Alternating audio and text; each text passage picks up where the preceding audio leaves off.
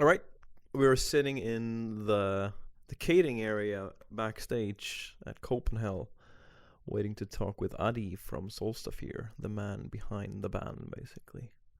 And it's given us around 30 minutes to talk with him. So fucking warm here, man. Yeah. It's not like Iceland, huh? We've been doing a photo session. I mean, the gig was warm. Yeah. Then we're doing a photo session for an hour in the sun. Yeah. So you have to come off stage, sweating like a motherfucker. Yeah. You carry on in this fucking sun like a motherfucker. Yeah. So we saw you this morning. We saw you when you played in Copenhagen at, I think it was Pumpehuset. Oh yeah. The smaller gig there. Really nice. So we've only done Pumpehuset once, yeah. Yeah. It was great. You know, it's a sort of legendary venue. Yeah. That was you know, we've been touring so much. Yeah. I think it was last year, summer.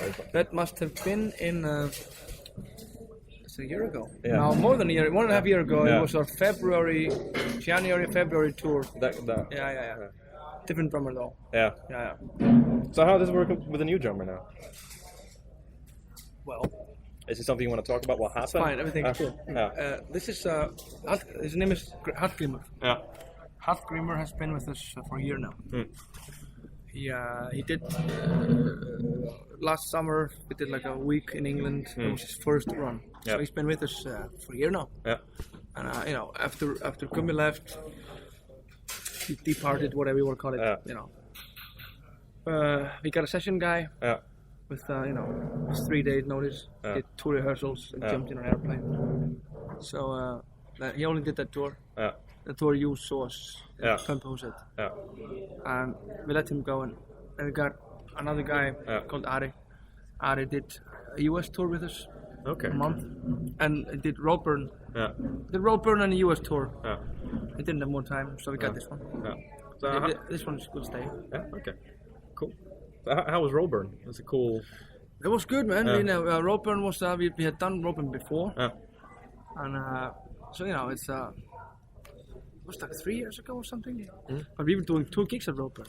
We were doing Flight of the Raven. Yeah. We did our own set, which like I think we did like 90 minutes or something. Oh. And that was the first gig that Addi, that drummer, did. His first gig was with Roadburn, playing Flight of the Raven, which is 2-hour musical score, and the whole normal gig. Yeah. So that was Roadburn is like a festival, you know, where the cool kids hang. Yeah. It's, you know, everybody goes there to talk, meet friends. It's brilliant, one of a kind thing. Yeah. It was great. You know, played in the big hall, and it's a little bit pressure, you know, the new drummer. Yeah. But it went really sounded well. really good today. I mean, you know, we've done over 100 shows with Hallgrímur now. Yeah. So that's not an issue. He's a perfect guy for the job. You have a tendency to very fill out the sound on stage, I think. Being a small band, it sounded really good. The sound you had on stage today. Yeah, it's you know, we were a bit lucky. Thank you. Yeah. We were lucky to, you know, we were the first band on stage today. So of course people will say that sucks, and in a way it does a little bit. But then of course you know say there's no bad slots on festivals because there's always people. There was a lot of people there. And the really good thing about that is, of course, you can sound check. Yeah. So we did a sound check. Okay. We didn't have a 15-minute changeover. Yeah. We had like 45 minutes. We just did a sound check. Yeah. And we just had coffee. So it was perfect for us. Yeah, I can imagine. What happened at the end there? I didn't even have. Oh well, for those who were in the gig, we have 45 minutes. Show. And we had a set of 44 minutes. So there's no talk. Just play. So the last song is 11 minutes long. So in minute 9, the climax is, you know, we build the whole gig up for the climax of the last song. The last song is going on, going on for 9 minutes, and the final peak is about to come. Power goes off. Did it shut you out? Yeah, complete. Everything went off. The generator died, so the whole stage and the whole mixing console front of house died. Okay, yeah, they had a power failure yesterday as well. Yeah, so I was furious. Yeah. I'm not furious now. I was really fucking pissed. Yeah, I can imagine. Yeah, because it's doing this song. It's been going on for 9 minutes. And you're really into it. I mean, like, it's just great stage sound. The sun's shining. Gig has been great. Everything's tip top. Yeah. And you're really, into it. Yeah. And then when about the drum fill comes in, it's about to explode. Yeah. That's just sucks. Total right? dark. Yeah. I was pissed, man. Yeah. And I didn't even have power to go say sorry. The power on top. Thank you for the show. Yeah. Nothing. But people looked fine with it. I guess everybody, I'm not pissed anymore. Good. But we started talking a bit about the Icelandic scene generally in Axel when we started looking. How would you describe the music scene in Iceland, just in general? Because it seems to have a very post vibe all over it. I think it's always been like that. Yeah. If you look at, it's this sort of our lifetime music scene started sort of mid-80s. Yeah. And which escalated in the Sugar Cubes becoming more famous. Sugar Cubes was sort of a merge of two bands. Yeah. And, we have a small population, so we've always been influenced by your friends in the next band, and the next band. No bands came to Iceland. No. So we were never on the touring map. So you just, sort of inbreed stuff. And no one was gonna, there were no labels, there were no concert places. So no one's gonna buy your album, no one's gonna release it, no one would even want to record the music. So it was sort of true, little chord, it was sort of genuine.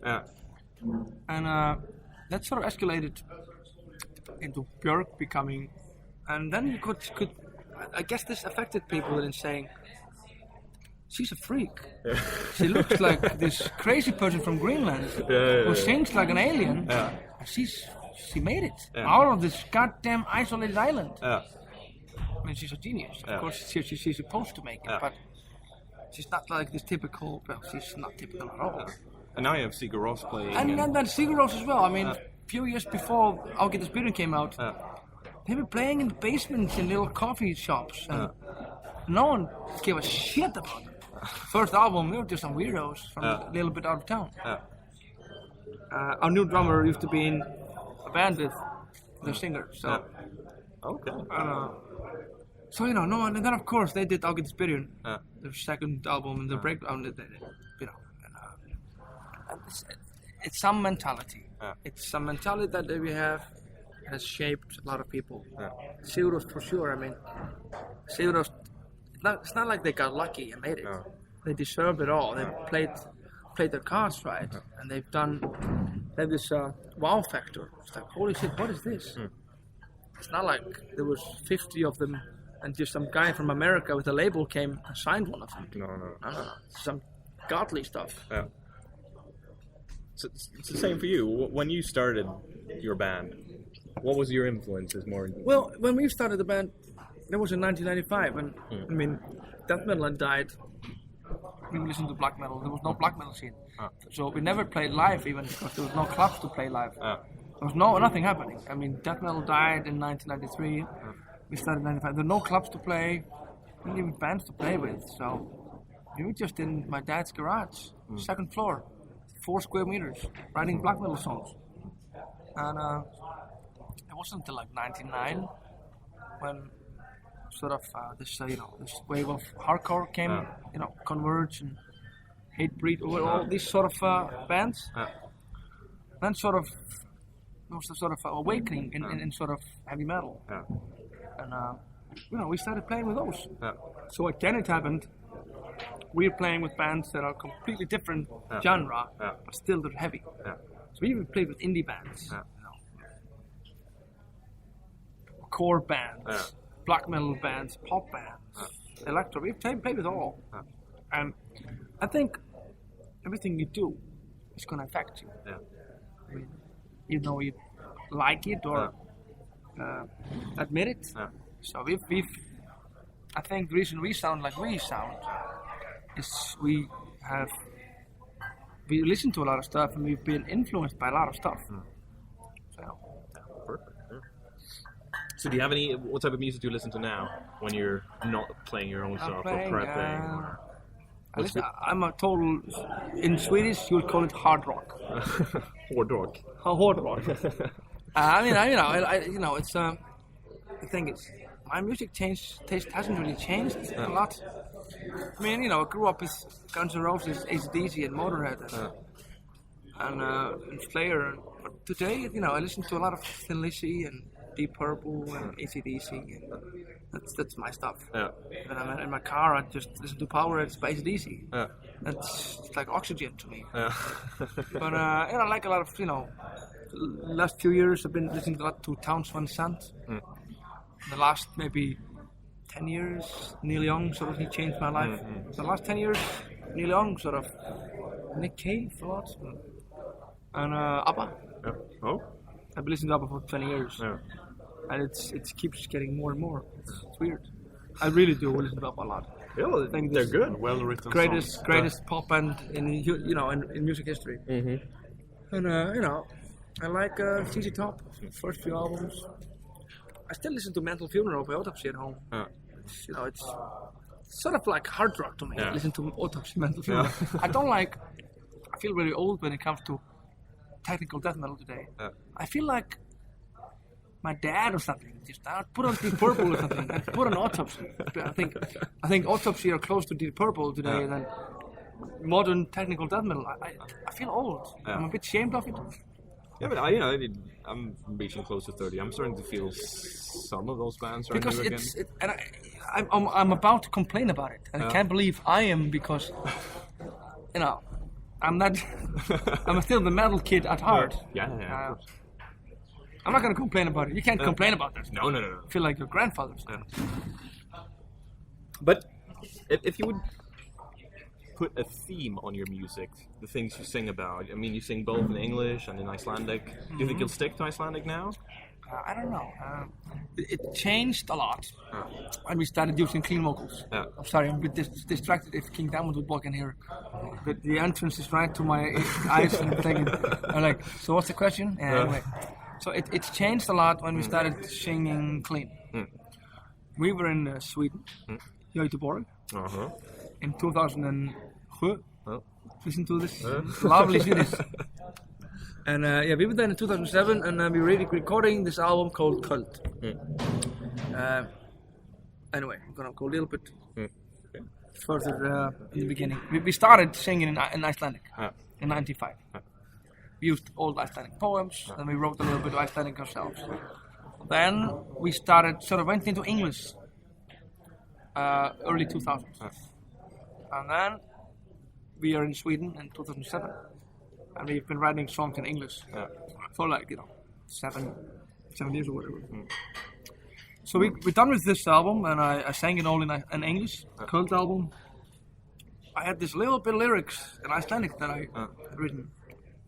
I was a part on the album that was really soft vocals, was really shy, and not confident about when you're a guy screaming and all of a sudden you're singing clean. You don't have the confidence to do that. I'm not that of a cocky guy to just do that. And so I tried it out. I'm gonna try this in Icelandic. And I sang it, and I was like, oh, no, we're not gonna. This is too soft. I can't. This is too vulnerable. The guys were like, no, this sounds way better. So they all voted yes, and I voted no. So I got outvoted. So Cult ended up in being in Icelandic, and that sort of grew on me and us. So it was the first time I was really singing clean, and after writing more songs, you get more confident and to do it. It sounded more real to me to sing in your mother tongue. If you're about to express yourself emotionally, personally, I can't be doing it in English. It's sort of unfiltered. I've said it before. It's like unfiltered expression. Yeah. So it's the same. Another band from Sweden called Kent. I like Kent a lot. If you were here, sounds rubbish compared to Du var här. Yeah. So that's the same. So, and people don't complain about us singing in Icelandic. At least a very small percentage does. It's like an extra instrument. Yeah. It's and we're first and foremost we're a music band. We're not a literature band. So it doesn't bother me. Sometimes because I'm a sort of rock and roller at heart. Yeah. Sometimes we have rock songs. Sometimes I miss. Sometimes I think we're the Doors or AC/DC. I sort of miss because English is the language of rock and roll. And sometimes we're playing a rock song like it should have been in English.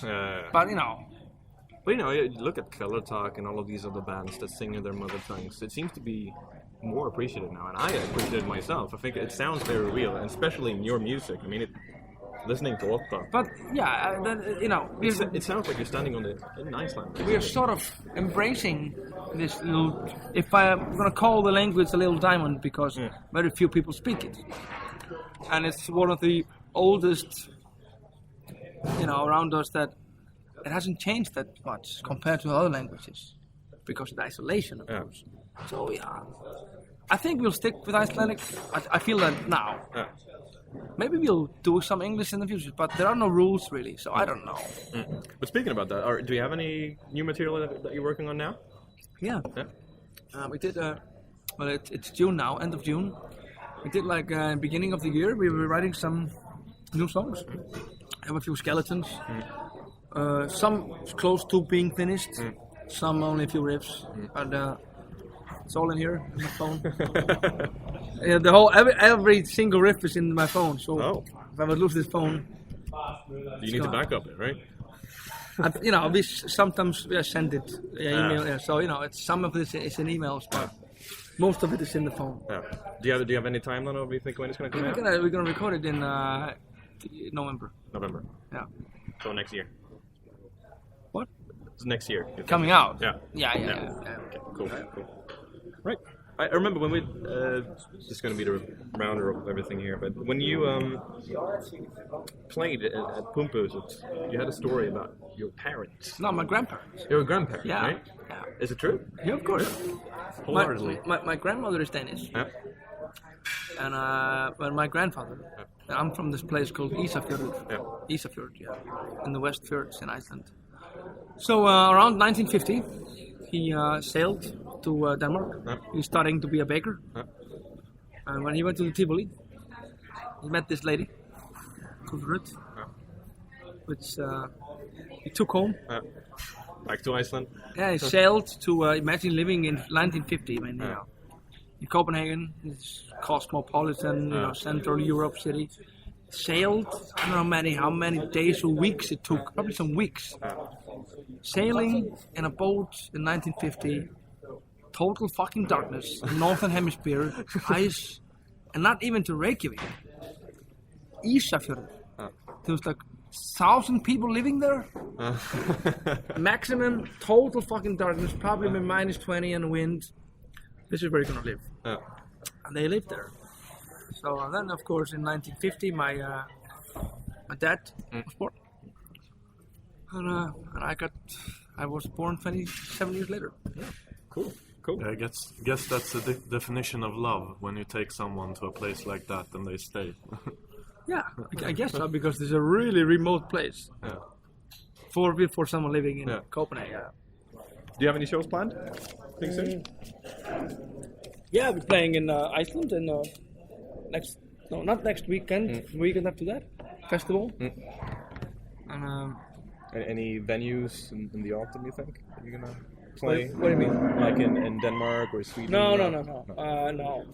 We decided to do a few festivals this summer. Only a few ones. Doing Romania and Ukraine. We did, of course, Copenhell. I actually applied to play here. Oh, you did? I said, I only want to play this. And they said, it's too late. Oh, can you at least try it?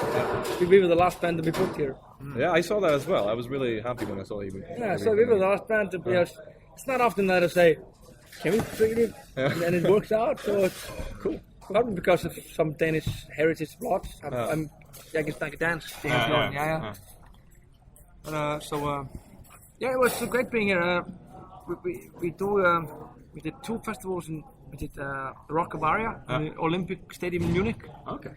Insane. You walk into this Olympic Stadium, it's built in 1974, 72. And we did one black metal festival for both sides in August. So only a few festivals. Yeah, okay.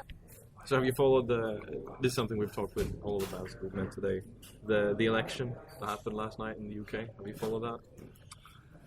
Well, the childish answer is, it's not going to affect me. Is it? Well, the pound dropped 30% this morning. It did. Yeah. I haven't followed it that much because I've been sleeping and traveling. Yeah. So I don't know. I haven't sort of formed an opinion about it since I don't know. I mean, it's politics. I mean, someone was saying. I mean, we have interesting times, I guess. Someone was saying, jump the ship that's sailing. It's true. It's true. And we're not in the European Union. Yeah. So we said, no, I don't want to be part of it. I try not to be political in the band, but of course, serious stuff here can be spoken about, of course. And like I said, I haven't really thought about it that much yet. I haven't really formed an opinion. I mean, if it's the biggest disaster. They always had the pound. It's not like they say, we're gonna give up the pound, and they're still the United Kingdom. Yeah, they act like that. Yeah, they do. I mean, they have still the royal family and all that. Yeah. I think it was just a show off, but I don't know. But there's a lot of stuff, of course, with all the immigration stuff. I mean, there's a lot of serious stuff happening. Yeah, everybody, so many refugees want to come there, and I mean, I lived in London, so it's no one from London lives in London. It's like the simple version of it is like it's just like a refugee haven for people to come because it's a nice place to visit. I can live there because it's do you live in Iceland? Yeah, it's too big for me. Okay. It's like you grew up in the Shire and you go to Mordor, and I don't like hanging in Mordor. So, In Rock is a show that's been running for 25 years. What show? In Rock, our radio show. So it's Is it called In Rock, like the Deep Purple album? Yes, exactly. Yeah, jättebra. So, and we've, the stafettpinne, we've been transferring people about it all the time, and we always given this question at the end of interviews, basically, if you'd send anyone to a desolate island, and since you come from Iceland, that's perfect for you, you know how this works. What two things would you bring? If I would send to a desolate island, and you got to bring two things. To desolate island? Obviously a motorboat and a compass. A compass, yeah. Good answer. Thanks a lot. I was going to show you guys this. I never do this, but I did it today. So, I never do this, but it was weird being up here. Like, it's fucking Dave Mustaine in it. I gotta say hi to Dave Mustaine. How was he? He was super cool, man. Yeah, he was. He was sort of surprised that Mr. Mustaine. He was super cool because people say he's an asshole or whatever. It was super nice. Cool. Yeah. Nice. Thanks a lot for your time. Tack så mycket. Pleasure to talk to you. Tack så mycket.